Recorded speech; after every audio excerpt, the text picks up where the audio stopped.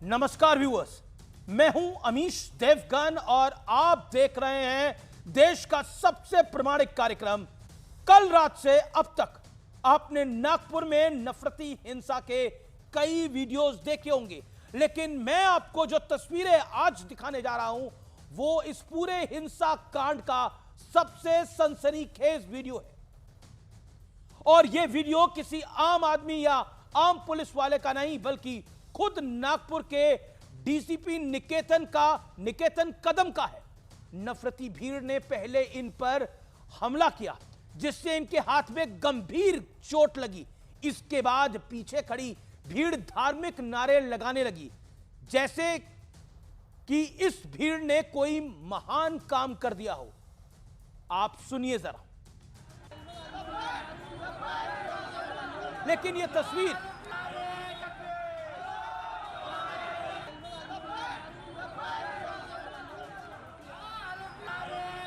धार्मिक नारे लगाए जा रहे हैं, नाराए तकबीर के नारे लगाए जा रहे हैं, लेकिन यह तस्वीर तो बस छोटी सी वानगी है, क्योंकि ऐसा लग रहा है कि यह पूरी की पूरी हिंसा प्री प्लान्ड थी। पत्थर इकट्ठे किए गए, पेट्रोल पंप तैयार किया गया, कुछ देर के भीतर ही सैकड़ों की भीड़ जमा हो गई। क्या यह सब बिना प्लानिंग के हो सकता है? गाड़ियों और बाइक जला दी गई, घरों पर हमला हुआ, डीसीपी रैंक के पुलिस अधिकारी पर कुल्हाड़ी से हमला किया गया और दावा यह हो रहा है कि पहचान करके और चिन्हित करके इस पूरी हिंसा को अंजाम दिया गया। लेकिन बड़ा सवाल यह है कि क्या नागपुर जैसे शांत शहर में भी नफरत और हिंसा वाली सोच हावी हो गई है? आज इसी पर देश की सबसे बड़ी चर्चा, औरंगजेब अफवाह और हिंसा की आग।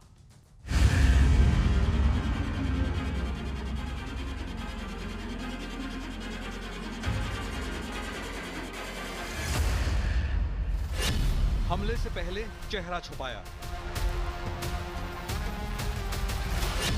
लोगों पर तलवारों से हमले,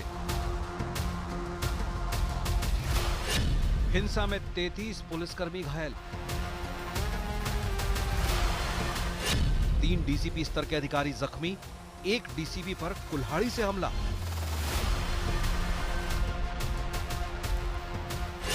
घर, गाड़ियां, दुकानें जला दी गई।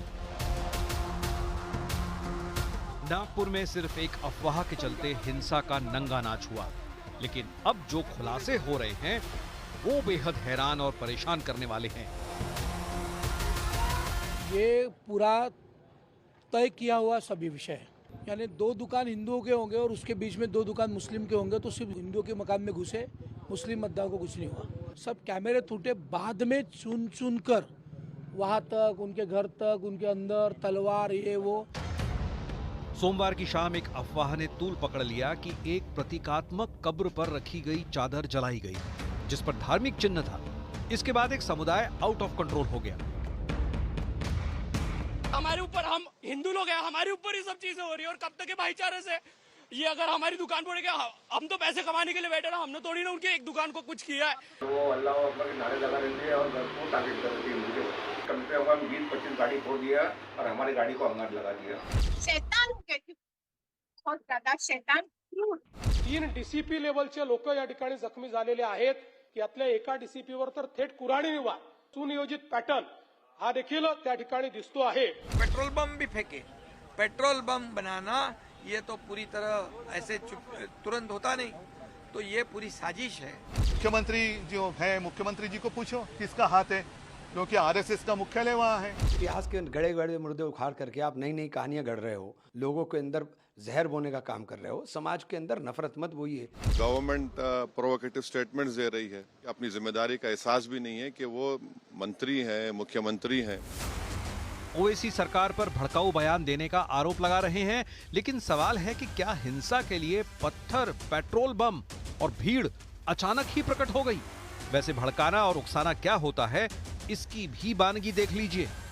तो जगदम्बा पाल साहब को आप ये खबर दे दीजिए कि वो पास करके दिखाएं और फिर देखें कि क्या हश्र होता है उनका और उन पार्टियों का जिन्होंने इस बिल को पास कराया है। लेकिन आज सबसे बड़ा सवाल है कि नागपुर में नफरती सोच वाली हिंसा का डायरेक्टर कौन है? इसी पर होगी देश की सबसे बड़ी पॉलिटिकल डिबेट, औरंगजेब अफवाह और हिंसा की आग। और आइए देख लेते हैं आज का विश्लेषण। लेकिन आज हिंसा का वीडियो विश्लेषण पहले मैं आपको दिखाना चाहता हूं। 17 मार्च 2025 यानी कल का दिन, चेहरा छिपाकर दंगाई आए। अब देखिए, पहले चेहरा छिपाया गया, सीसीटीवी तोड़े गए और फिर मैदान में कूदे। दूसरी तस्वीर, बाइक और कार तोड़ते उपद्रवी। आप देखिए किस तरह से चिन्हित करके गाड़ियां तोड़ी गई हैं और आरोप यह है कि हिंदू समुदाय की गाड़ियां तोड़ी गई हैं। अब मैं तीसरी तस्वीर दिखा रहा हूं, पुलिस पर पथराव करते उपद्रवी। अब इसके अंदर जो मुख्यमंत्री कह रहे हैं 3 डीसीपी घायल हुए हैं, एक डीसीपी पर तो कुल्हाड़ी से हमला हुआ है। देखिए किस तरह से पुलिस अपनी जान बचा के भाग रही है।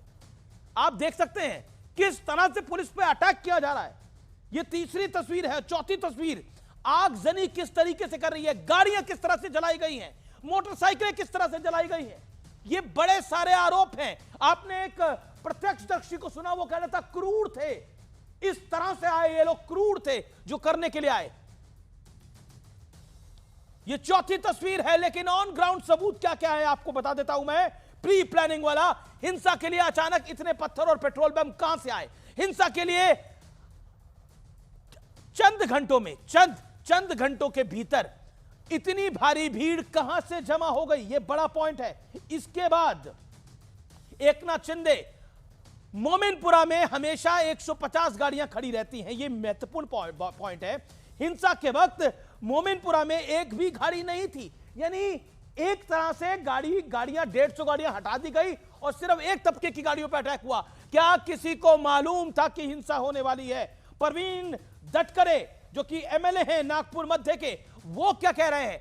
हमले से पहले इलाके में लगे सीसीटीवी कैमरे तोड़े गए, भीड़ सिर्फ हिंदुओं के घरों और दुकानों में घुसी, अन्य समुदाय के घरों और दुकानों में और गाड़ियों को छुआ तक नहीं गया। ये बड़ी बात कह रहे हैं। और परवीन दटके हमारे साथ इस समय लाइव भी हैं। बड़ा सवाल क्या है? बड़ा सवाल यह है, क्या वोट बैंक के लिए सही को गलत और गलत को सही बताने की कोशिश हो रही है? नागपुर में क्या नफरती हिंसा के पीछे संबल और वक्फ वाला भड़काऊ तंत्र है? यह भी कुछ सवाल है। आइए मैं सीधा रुख करता हूं, कौन कौन मेरे साथ मेहमान हैं, परिचय करा देता हूं। डॉक्टर अजय लोक भारतीय जनता पार्टी के प्रवक्ता हैं, उनका अभिनंदन है। रिजवान अहमद मेरे साथ है, पेशे से वकील हैं। मेरे साथ इस चर्चा में साजिद रशीदी हैं। मेरे साथ आनंद दुबे हैं, प्रवक्ता शिवसेना उबाटा के। मेरे साथ सुनील यादव जी हैं, उनका अभिनंदन है, प्रवक्ता हैं समाजवादी पार्टी के। वरिष्ठ नेता है विवेक श्रीवास्तव है, नेता लेफ्ट के। तमाम लोगों का स्वागत है। लेकिन एक ही मॉडल, एक ही पैटर्न, ये कुछ सवाल बड़े खड़े करता है। अजय लोक, उत्तर प्रदेश हो या महाराष्ट्र, मॉडल एक है, पैटर्न एक है, लेकिन दोनों जगह सरकारें आपकी है। जवाब, संबल टू नागपुर। देखिए अमित, सबसे बड़ी बात है इस पूरे माहौल में, मुझे ये बताइए कि इस देश में औरंगजेब की मजार हटाने की मांग विश्व हिंदू परिषद करते हैं, उसके विरोध में 4000 की भीड़ आ जाती है। औरंगजेब से किसको मोहब्बत है इस देश में? कौन मुसलमान औरंगजेब को औलाद है इस देश में? किसके पूर्वज औरंगजेब हो गए? लोग कहते हैं लोगों को भड़का दिया। क्यों भड़केंगे लोग भाई? औरंगजेब की मजार पे लोग क्यों भड़केंगे? ये तो सुनियोजित है ना। 4000 की भीड़ और फ्रस्ट्रेटेड होकर आती है, कि अगर ये सुनियोजित है तो शासन प्रशासन वहां क्या कर रहा था? मैं ये कह रहा हूं, मैं तो शुरू से कह रहा हूं कि ऐसे हमलों की आशंका नहीं थी शासन प्रशासन को। ये चूक हुई है। अब तो आपको रेडी रहना पड़ेगा। You have to be in a state of readiness everywhere. State of readiness Hindustan के हर शहर में रखना पड़ेगा। या फिर यह बात है कि प्रशासन जो था वो तैयार नहीं था, और दूसरी तरफ तैयारी पूरी थी, क्योंकि 3 डीसीपी लेवल के अधिकारियों का घायल होना, एक अधिकारी को कुल्हाड़ी से मारना सामान्य बात नहीं है अपने आप में। पुलिस को भगा भगा के मारा गया है। ये सिंपल बात है। ये पैटर्न है जो 2024 लोकसभा चुनाव के बाद से लगातार चला आ रहा है। पहले देश में ट्रेन को डिरेल करने की कोशिश की गई, पटरियों पर बोल्डर रख रख के। उसके बाद जगह जगह इसी तरह के भ्रम फैलाए गए। एएसआई का सर्वे होने गया संभल पे, पूरी की पूरी पुलिस टीम और पूरी पे लोगों ने पथराव कर दी, जान से मारने की कोशिश की गई। संभल हिंसा हुई, उसके बाद अब ये नागपुर हिंसा। ये टोटल पैटर्न है देश में अराजकता फैलाने की। मैं तभी तो कह रहा हूं, हम ज्यादातर राज्यों में हमारा शासन है, एनडीए का शासन है, बीजेपी केंद्र में शासन कर रही है। ये कुंभ होने के बाद इस सबका आफ्टर नेगेटिव इफेक्ट है। आप ये सुनील देश यादव, में सुनील अराजकता यादव, फैलाने की कोशिश है। इस पूरी कहानी की जड़ में समाजवादी पार्टी है। औरंगजेब की तारीफ आपके मुंबई अध्यक्ष ना करते तो बवाल नहीं मचता। छावा दी मूवी देखकर औरंगजेब के प्रति नफरत बढ़ी हुई है समाज के अंदर, लोगों के अंदर। उसने जिस तरह से दुराचार किया छत्रपति शिवाजी महाराज और संभाजी महाराज पर। अमीश भाई, औरंगजेब इस देश का हीरो नहीं हो सकता, ना ही इस देश के मुसलमानों का हीरो हो सकता। अबू आजमी का तो है। मुझे नहीं लगता है कि बाईमानदारी अगर आप पूछेंगे, नहीं, बिल्कुल नहीं हो सकता है। अगर आप किसी भी मुसलमान से पूछेंगे, किसी भी देश के नागरिक से पूछेंगे कि क्या औरंगजेब इस देश का नायक है, बाबर इस देश का नायक है, नाथूराम गोडसे इस देश का नायक है, या जो लोग अंग्रेजों की मुखबिरी करते थे, क्रांतिकारियों की अंग्रेजों की मदद करते थे, माफी मांगने वाले लोग इस देश के नायक हैं, तो नहीं हो सकते हैं। और बिल्कुल हम नहीं मानते। आप समझिए कि दिल्ली में बीजेपी की सरकार है, महाराष्ट्र में बीजेपी की सरकार है, उत्तर प्रदेश में बीजेपी की सरकार है। क्या हो रहा है संभल में? नहीं, बड़ी खबर आ गई है, बहुत बड़ी खबर आ गई है। डीसीपी निकेतन कदम ने बहुत बड़ी बात बोल दी है। हमले में घायल डीसीपी ने बोला है कि मारने की प्लानिंग थी, मुझे मारने की कोशिश की गई वहां पर। और क्या बोला एग्जैक्टली सुनिए, ये डीसीपी लेवल का अधिकारी बोल रहा है। कुल्हाड़ी से वार किया गया था, क्या हत्या करने के प्रयास से वार किया गया था सर? वार तो उन्होंने वैसे ही किया था, लेकिन मैंने हाथ आगे किया तो वो रुक गया और मेरे हाथ पे लगा। आपके साथ कई और अधिकारी भी जो है गंभीर रूप से सर्टेनली हमारे साथ और भी कुछ अधिकारी है जो स्टोन पेल्टिंग में जख्मी हुए हैं। मारने की प्लानिंग थी। अब बताइए, अब क्या बचता है बचाने को? क्लियर कट डीसीपी लेवल का अधिकारी कह रहा है कि मुझे मारने की प्लानिंग थी। क्या आपको लगता नहीं है ये प्री प्लान था? और क्यों नहीं आपको लगता सुनील यादव इसमें बड़ा हाथ अबू आजमी का है इस पूरे मामले के अंदर? उन्होंने क्यों तारीफ करी थी औरंगजेब की? नहीं, देखिए, मैं इस बात को मान रहा हूं कि ये प्री प्लान है। और मैं ये भी मान रहा हूं कि ऐसा नहीं हो सकता कि इतने हथियार, इतने पत्थर इकट्ठे हो जाएं, इतने लोग इकट्ठे हो जाएं और बीजेपी सरकार सोती रहे ना। बीजेपी सरकार को जानकारी थी। बिना सरकार के और बिना बीजेपी के लोगों के इशारे के ये घटना नहीं हो सकती। वो उत्तर प्रदेश की घटना हो या नागपुर की घटना हो। हम तो अमीश भाई आपके कार्यक्रम के माध्यम से, क्योंकि करोड़ों लोग आपका कार्यक्रम देखते हैं, हम अपील करेंगे पूरे देश से कि भारतीय जनता पार्टी और आरएसएस के बहकावे में ना आए, शांति बनाए रखें और खास तौर से नागपुर के लोग इस पे राजनीतिक शिकार ना बने। ओके, अजय लोक मेक योर पॉइंट। महंगाई पर, बेरोजगारी पर बहस हो, इस देश के असली मुद्दे पर बहस हो। नहीं, बिल्कुल नहीं, असली मुद्दा तो ये बना दिया औरंगजेब, बना दिया अबू आसिम आजमी ने। लगातार वो बोले इसके ऊपर, उन्हें बोलने की क्या आवश्यकता थी? मैं रुक करता हूं आपका। अजय लोक मैं एक सवाल करूं। जब एक सवाल ले लीजिए। जब अबू आजमी को उनके औरंगजेब परस्ती के लिए, जब अबू आजमी को उनके औरंगजेब परस्ती के लिए संसद इस सत्र से निलंबित किया गया, तो अखिलेश यादव का ट्वीट देखिए। और ये कहने अखिलेश समर्थन नहीं करता, हीरो नहीं मानते हैं औरंगजेब को। विधायक हो या सांसद, उनकी बेखौफ दानिशमंदी बेमिसाल है। क्या है ये? कौन सी बेखौफ दानिशमंदी है औरंगजेब को सपोर्ट करना, जो कि बेमिसाल है? परवीन डटके हमारे साथ इस समय जुड़ रहे हैं, बीजेपी एमएलए नागपुर मध्य से। परवीन भाई, आपको मेरी आवाज मिल रही है? परवीन जी, अमीश देवगन बोल रहा हूं मैं, दिल्ली स्टूडियो से, नोएडा स्टूडियो से। परवीन जी, आपको मेरा ऑडियो आ रहा है? अपने आप को अनम्यूट करिए परवीन जी, अपने आप को अनम्यूट करिए। आपने खुद को म्यूट कर रखा है। आपको मेरी आवाज मिल रही है?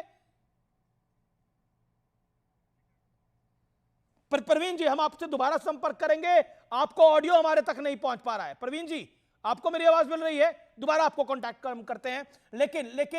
लेकिन आनंद दुबे, मेरा प्रश्न यह है कि उद्धव ठाकरे जी को क्यों लगता है कि आरएसएस का मुख्यालय वहां पर है?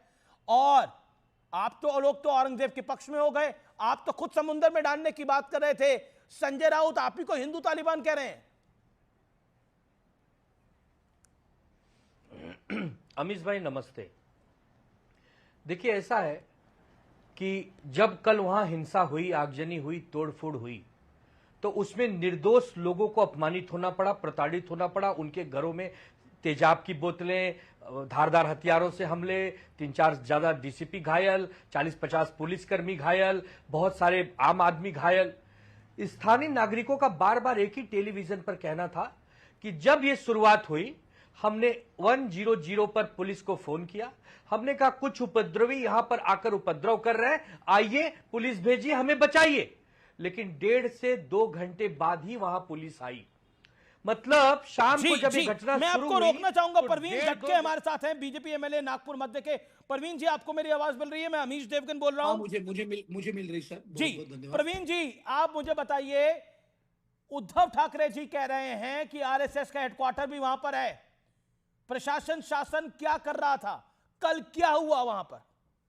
नहीं, कल ये सुनियोजित पूरी यानी उनका प्लानिंग था। सुबह एक घटना हुई थी आंदोलन की, उसके बाद पुलिस ने वो घटना दोनों पक्ष को बुलाकर शांत की थी। पुलिस ने कायदे अनुसार सारे एफआईआर दर्ज किए थे। जी बोलिए। बहुत सारी पब्लिक वहां और ये पूर्व नियोजित था। यानी जो बस्तियों में ये दंगाई आए थे, वो बस्तियां 50 साल से हिंदू मुस्लिम लोग आपस में रह रहे हैं। एक के घर में एक का हिंदू का घर होगा तो दूसरा मुस्लिम नागरिक का घर।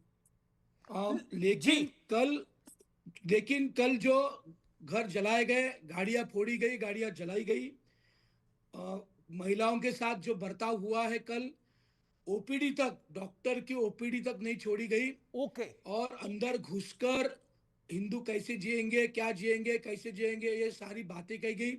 मैं इस बस्ती के नजदीक रहता हूँ, महल में, दक्षिणामूर्ति चौक में। मेरे घर के सामने तक से जुलूस गया और अभद्र भाषा का प्रयोग हुआ। मैं कल मुंबई में था, हमारा बजट अधिवेशन चल रहा है। आज मैं सुबह 5:30-6 बजे नागपुर पहुंचा हूं।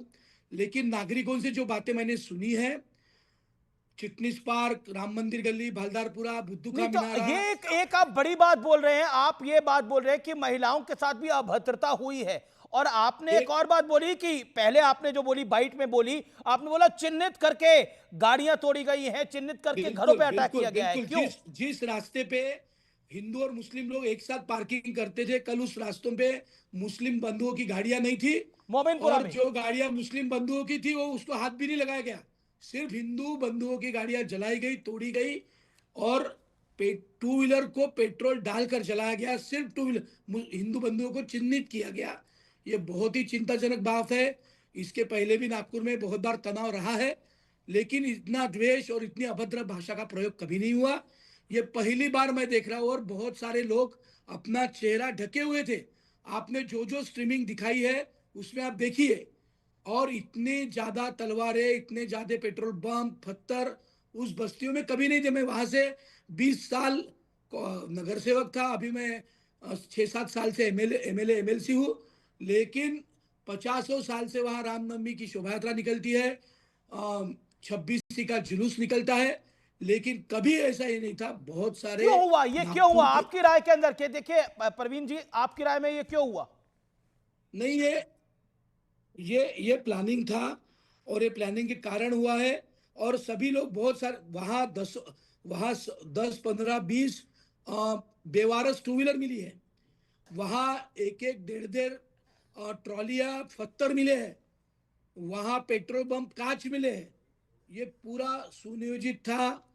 ये पूरा उन्होंने तय करके किया है और इसके बाद हिंदू समाज ये सहन नहीं करेगा। हमने पुलिस को सहायता की है।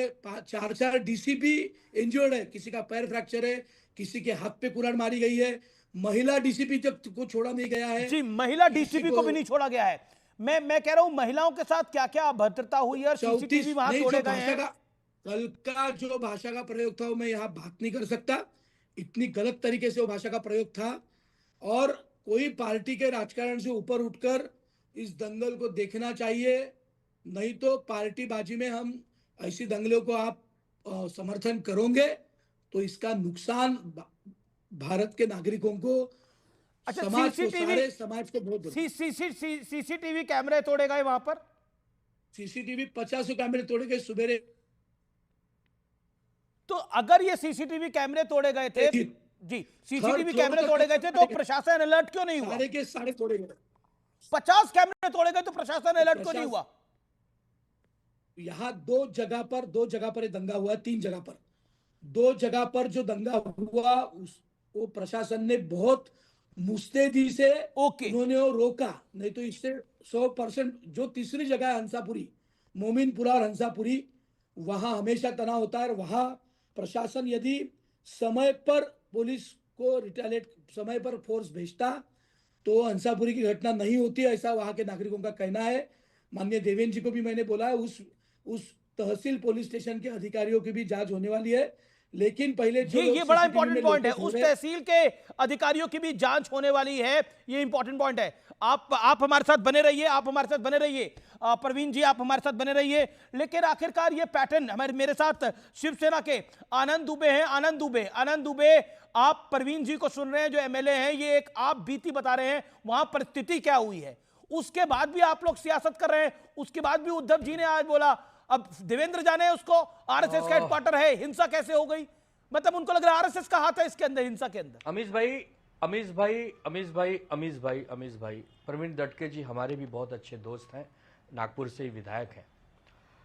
मैं एक बात नहीं समझ पा रहा, उपद्रवी ने किया, हिंसा की, हमारे नागरिकों की जान माल से उन्होंने खिलवाड़ किया, उनको अपमानित किया, प्रताड़ित किया। हम तो विपक्ष में बैठे हैं ना, मैं तो बस यही इतना सुनना बाकी है कि अभी आप एक ब्रेकिंग न्यूज कहेंगे, विपक्ष की इतनी हिम्मत, कानून व्यवस्था से बच के भाग रहा है, विपक्ष कानून व्यवस्था को बचा नहीं पा रहा। अब आपका इतना ही बोलना बाकी है। अमीश भाई, सरकार के बैठे अजय आलोक है, एक बार पूछिए तो कि कानून व्यवस्था किसकी जिम्मेदारी है? राज्य सरकार की जिम्मेदारी है? पहला सवाल यही पूछा महाराज। अगर सब नेता कह रहे हैं, अरे तो सुनिए तो फिर विपक्ष को बोलने तो दीजिए। अगर सब नेता बार बार ये कह रहे हैं कि वो कुनियोजित था, पहले से नियोजित था, ट्रॉली भर के पत्थर, ट्रॉली भर के जहरीले गैस के बॉटल्स, वहां पे तेजाब के बॉटल्स, ठीक है, जवाब अजय लोग। तो कल तो छत्रपति शिवाजी महाराज जी की जयंती थी, कल तो पुलिस को ज्यादा सावधान होना चाहिए, कल तो बीएसपी और बजरंग दल का प्रदर्शन था, पुलिस को ज्यादा सावधान होना चाहिए। कमाल आनंद जी, इस पे जवाब दीजिए, सुनिए ना, इस सवाल का जवाब दीजिए। कमाल करते हैं, फिर मैं बताता हूं क्या कमाल होता है। ये सुनिए जरा। आदित्य ठाकरे का आज सुबह बयान आया कि भारतीय जनता पार्टी के लोगों ने हिंदुओं से ही हिंदुओं पे हमले करवाए, ये नया प्रयोग हो रहा है। ये क्या मतलब है भाई? ये आपको किसने बताया कि हिंदुओं ने ही हिंदुओं पे हमले किए हैं और ये नया प्रयोग हो रहा है? और ये और कोई नहीं, आपके आदित्य ठाकरे कह रहे हैं। जवाब है इसका। संजय राउत कल क्या कहते हैं, परसों क्या कहते हैं? वो वीर शिवाजी की मौत को मतलब तुलना और ये जो कल उपद्रव हुआ, इसका कोई जवाब है हम लोगों ने किया ना, वो इसका कोई जवाब है आपके पास? कल जो हिंसा हुई हम लोगों ने किया।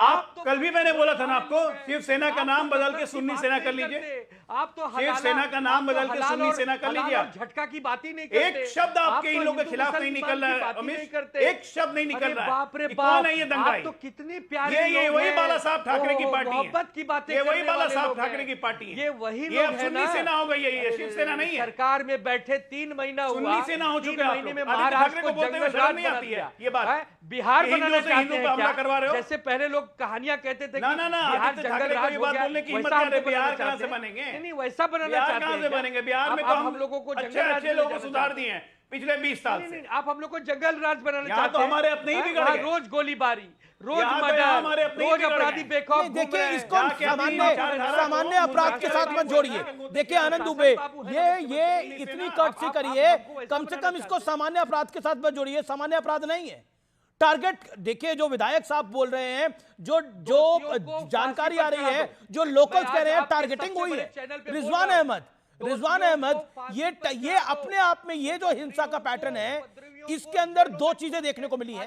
पहली चीज, एक सेकेंड आनंद दुबे, मैं आपको पूरा मौका दूंगा अपनी बात को रखने का। वाणी को विराम दीजिए। आनंद जी, मेरी रिक्वेस्ट को मानिए, मैं हम्बल रिक्वेस्ट कर रहा हूं आपको। रिजवान अहमद, महत्वपूर्ण ये है कि ये जो हिंसा हुई है और इस हिंसा का जो पैटर्न है, उस हिंसा के पैटर्न में टारगेटिंग तो हुई है, लेकिन टारगेटिंग फाइनेंशियली करी गई है। हिंदू भाई बहनों के इंटरव्यू देखिए आप, उनकी गाड़ियां जला दी गई। बिल्कुल वही दिखा रहा हूं मैं तब से। चुप करा दीजिए, बोलिए रिजवान अहमद। इनको चुप करा दीजिए जी। जय हिंद, वंदे मातरम। देखिए अमीश भाई, आज जितना रफू कर लें, जितना हम पेबंद लगा लें, हमसे मेरा मतलब है जो डीसीपी साहब के कुल्हाड़ी मारी गई है, 2 और पुलिस वाले कुल्हाड़ी से हर्ट हुए हैं। कुल्हाड़ी बहुत ही खतरनाक वेपन माना जाता है। तो इलाज के बाद पहले तो उनको सस्पेंड करवा दीजिए डीसीपी साहब को। वो शारीरिक तौर पर पुलिस की नौकरी करने के लायक नहीं है। और ये जो 4-4 किलो की इंसास राइफल लेके घूमते हैं और लोग सामने से तलवारें और कुल्हाड़ी लेके आ रहे हैं, तो भैया ये 4 किलो का बोझा अपने कंधों पे ना रखा करो। इस जो वहां पर बवाल हुआ है, 6 बजे पहले एक प्रदर्शन होता है औरंगजेब की कब्र को लेके, फिर 4 घंटे बाद उसका रिटेलिएशन होता है संयोजित तरीके से। तैयारी पहले भी थी, तलवारें, डंडे और कुल्हाड़ियां लेके आ रहे हैं, राइफलें जाम हैं, पिस्तौलें जाम हैं। पूरी गलती भाजपा सरकार की है। अंडरलाइन, फुल स्टॉप, बात खत्म, पूरी गलती। और पुलिस वाले होने चाहिए इतने नालायक सस्पेंड, जिनको कुल्हाड़ी लगने पर भी जिनकी कमर में लगी पिस्तौल बाहर नहीं निकलती है। अब आगे बता दूं अपना एनालिसिस। औरंगजेब का महिमा मंडन अभी नहीं शुरू हुआ है। 2022 में हैदराबाद से छोटा साइको आकर फातिया पढ़ने उसके मजार पर गया था, छोटा वाला ओवैसी। भाजपा क्या कर रही है, सीधे आरोप लगा रहा हूं। जो महिमा मंडन कर रहे हैं उनको तो कुछ नहीं कह रही है, माहौल बिगड़ रहा है और बात कर रहे हैं कि कब्र खोद दो। अरे कब्र खोद के तुम्हें औरंगजेब की क्या मिलेगा? जो लोग औरंगजेब की महिमा मंडन कर रहे हैं उनके घर खोदो ना, लेकिन तुम उनके घर नहीं खोदोगे, क्योंकि तुमको समाज में दोनों तरफ से ऐसे लोग चाहिए। यह है सच्ची बात।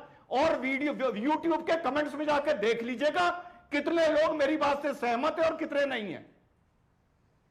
लेकिन आपने एक इंपॉर्टेंट पॉइंट बोला है इसमें, कोई ओके, आपने एक इंपॉर्टेंट पॉइंट बोला है। विवेक श्रीवास्तव एज अ पॉइंट। विवेक जी, देखिए रजवान भाई, पहली चीज तो रूल बुक कोई चीज होती है और पुलिस के अंदर और गुंडों में एक फर्क होता है और होना चाहिए भी।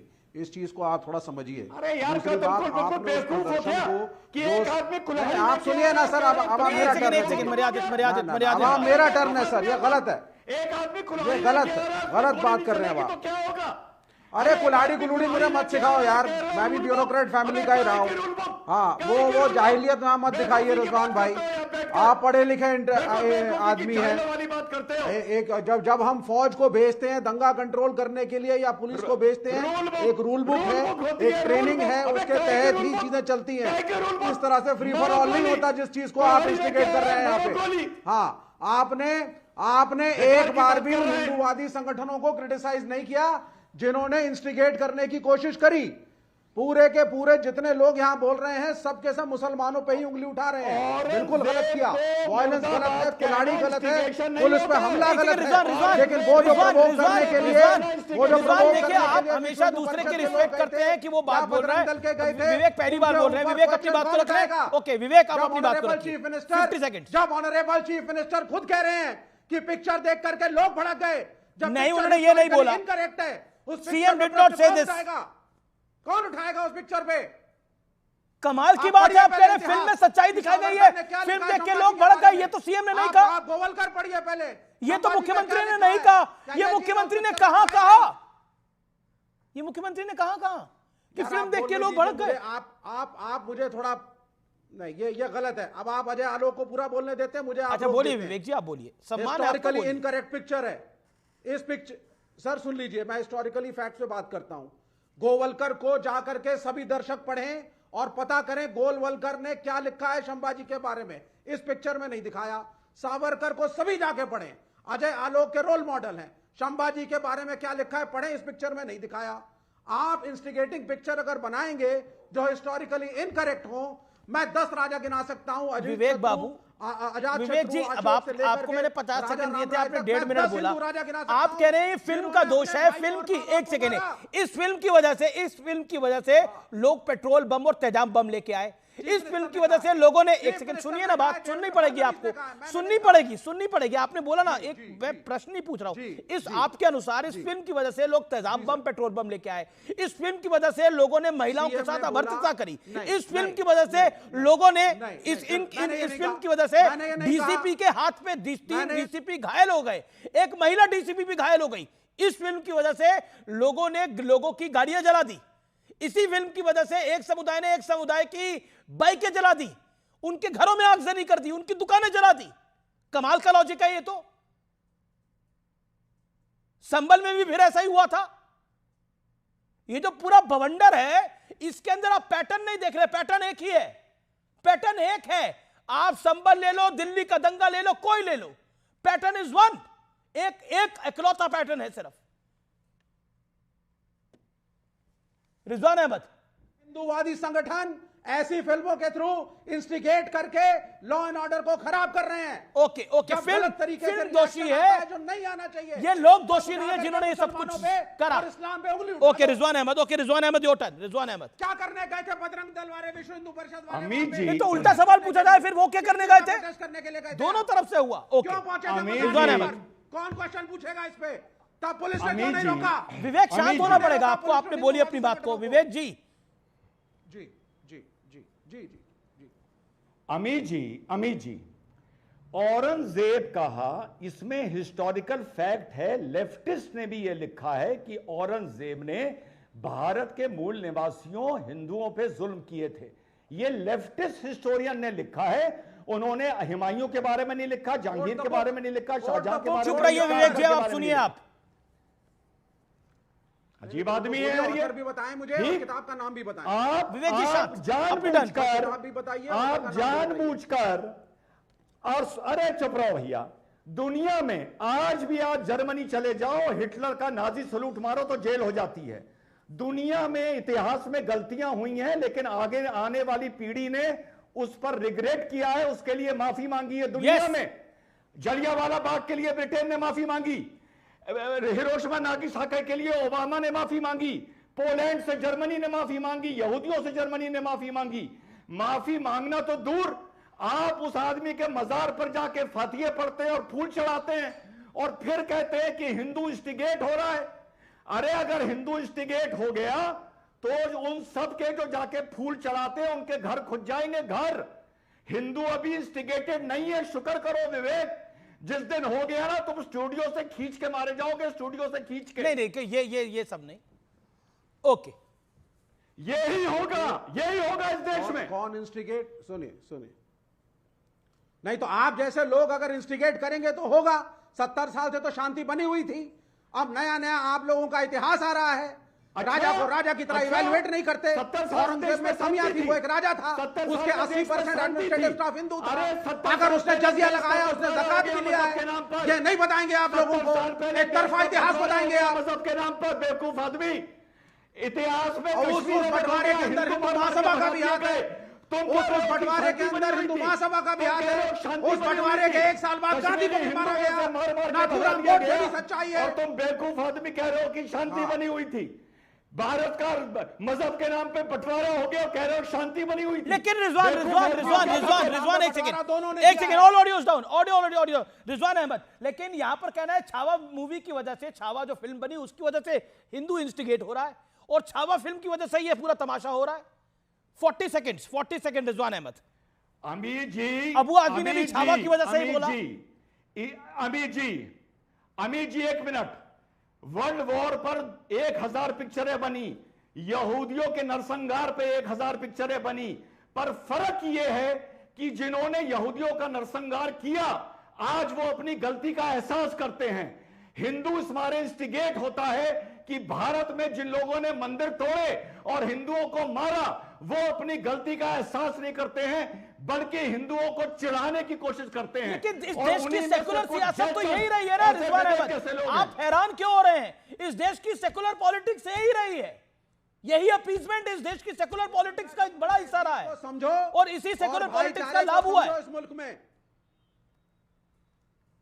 एक भाईचारा कोई चीज होती है इस मुल्क में जिसको मीडिया और यहाँ के रिजवान अहमद जैसे लोग सब खत्म करने पे तुले हुए हैं। ओके, रिजवान अहमद अब भाईचारे को समाप्त कर रहे हैं।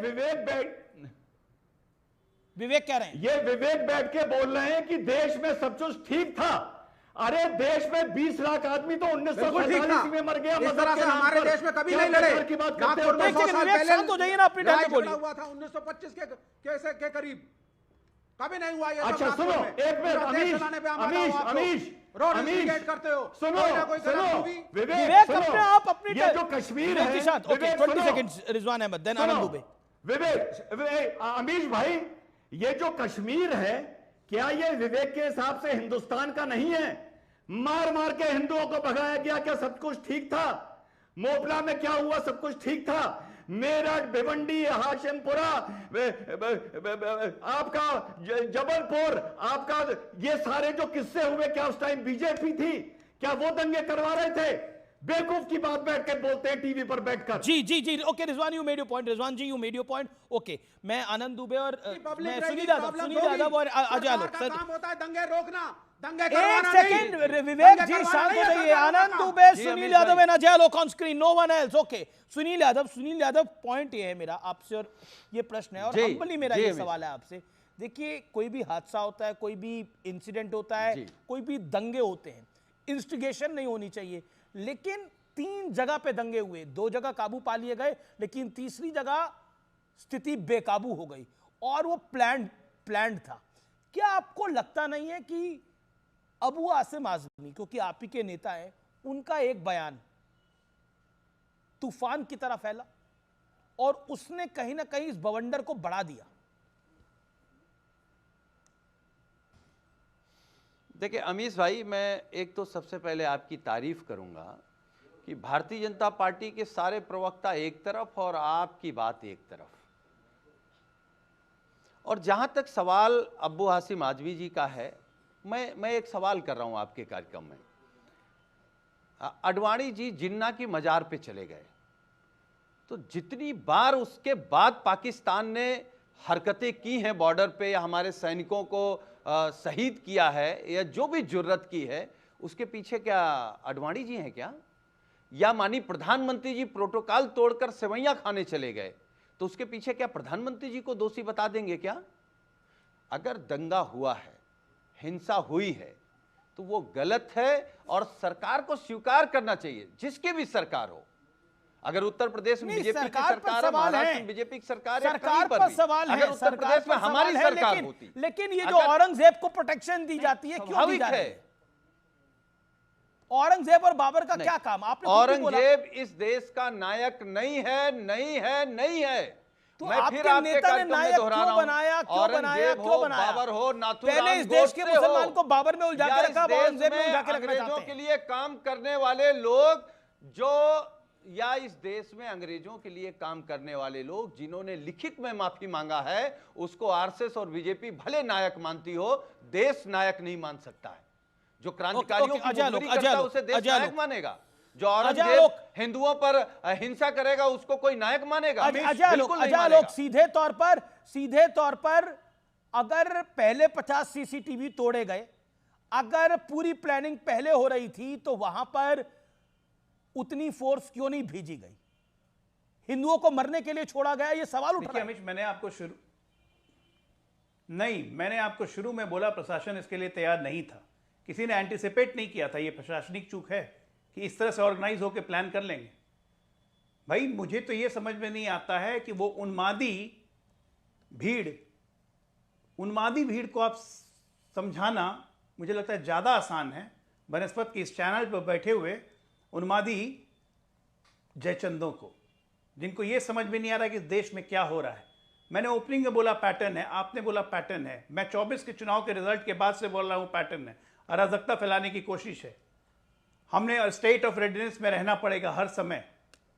इस देश का मुसलमान औरंगजेब को अपना हीरो, अपना नायक नहीं मानता है, तो फिर किस बात पे भड़के भाई? इंस्टिगेट किया गया, किस बात पे इंस्टिगेट हो गए आप? आपका चचा लग रहा है औरंगजेब, या आपका नाना लग रहा है, आपका दादा लग रहा है जो आप इंस्टिगेट? साजिद रशीदी, इंस्टिगेशन कहां से हुआ? साजिद रशीदी भी मेरे साथ है, काफी देर से वेट कर रहे हैं। मैं माजरत चाहता हूं, माफी चाहता हूं, काफी देर से वेट कर रहे हैं। एक सेकंड अजय लो, 40 सेकंड वो बोल रहे। साजिद रशीदी, इंस्टिगेशन कहां से हुआ? बहुत शुक्रिया अमीश भाई, आपने 35 मिनट के बाद में 40 सेकंड का टाइम दिया, बहुत शुक्रिया आपका, धन्यवाद।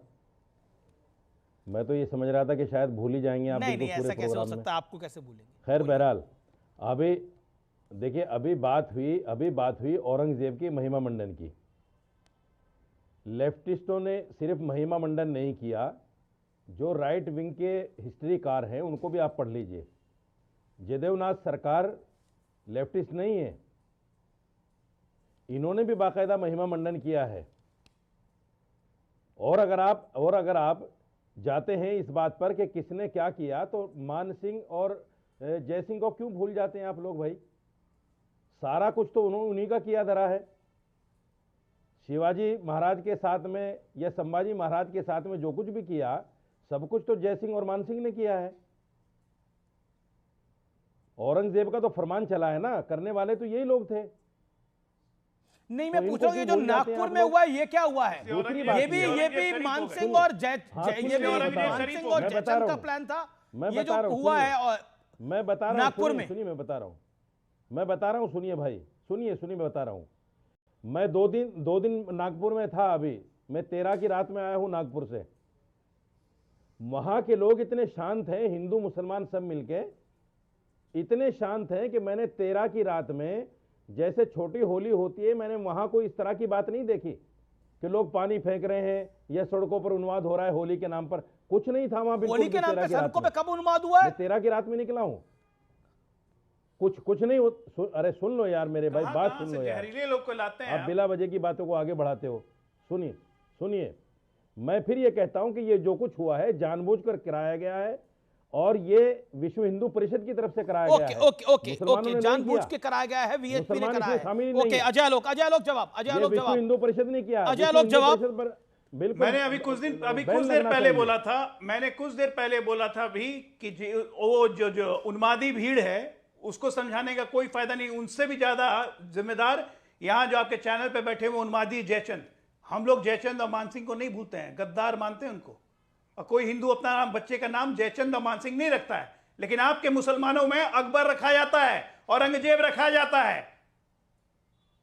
हिंदुओं में कोई जयचंद नहीं रखता है, विभीषण नहीं रखता है, रावण अपने बच्चे का नाम नहीं रखता है। आप लोग रखते हैं, औरंगजेब भी रखते हैं, अकबर भी रखते हैं, हुमायूं भी रखते हैं, जहांगीर भी रखते हैं। क्यों? हजारों नाम है, मानसिकता इसको कहते हैं, रिफ्लेक्शन ऑफ मानसिकता। और आप जहां बैठ के जयचंद मानसिंह को कोस रहे हैं, औरंगजेब को क्लीन चिट दे रहे हैं, ये दिखाती है मानसिकता कि जहरीलापन किसमें है, जहरीलापन किसमें है। अरे और तो आप तो ओसामा भी रखते हैं, मिल जाएंगे। ओसामा बिन लादेन भी अपना नाम रखते हैं, ओसामा जी। और कहने वाले हमारे हिंदू समाज के लोग हैं। बोल रहे हो। गलती तो है हमारे में, हम तो मान ही रहे हैं कि हमारी कमजोरी हमारे जयचंदों के कारण है, जो आज भी मौजूद है। और उसका फायदा उठा के आप औरंगजेब जैसे लोगों को क्लीन चिट दे रहे हो। आपके जैसे लोगों के मानसिकता में औरंगजेब बसी हुई है। राशिदी साहब, बुरा मत मानिएगा, लेकिन प्लीज। ओके, रिजवान अहमद कुछ कहना चाहते हैं, आनंद दुबे कुछ कहना चाहते हैं। Okay, Rizwan Ahmed hold on. Okay, Rizwan Ahmed 30 second, then Anand Dubey. Okay, Rizwan Ahmed 30 second.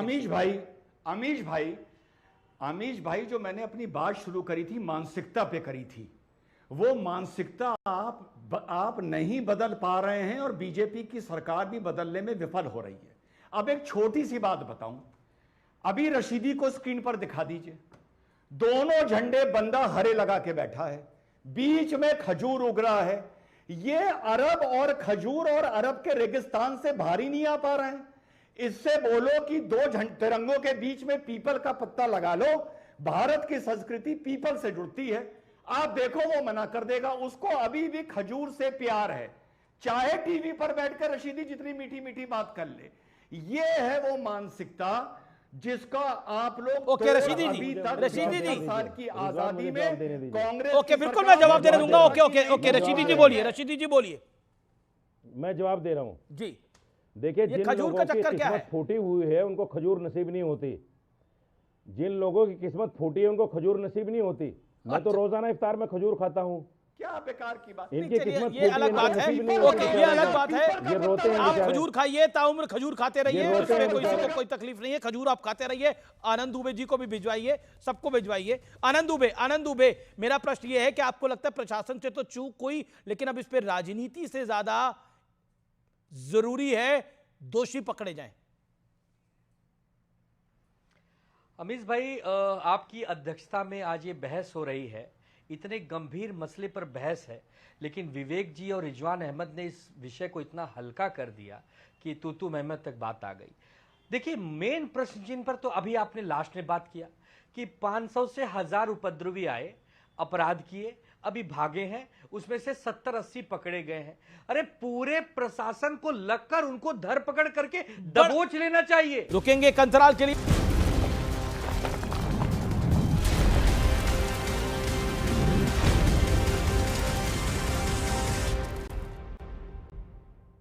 और व्यूअर्स, अब वक्त है सत्य और तथ्य का।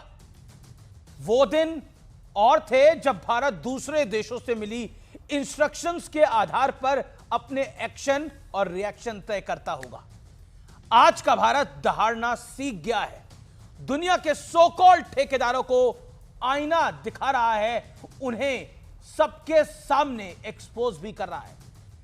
विदेश मंत्री एस जयशंकर ने तो आजकल दुनिया के इन कथित ठेकेदारों पर सीरियल अटैक वाली मुहिम चलाई हुई है, जो बहुत अच्छा है भारतवर्ष के लिए। और इसकी ताजा झलक दिल्ली में हो रहे रायसीना डायलॉग समिट के दौरान देखने को मिली। व्यूअर्स, सबसे पहले विदेश मंत्री एस जयशंकर की बातें, उन्हीं की जुबानी सुनिए, फिर आगे की बात करते हैं। Now we went to the UN. What was an invasion was made into a dispute. So the attacker and the victim were put on par. Who were the culpable parties?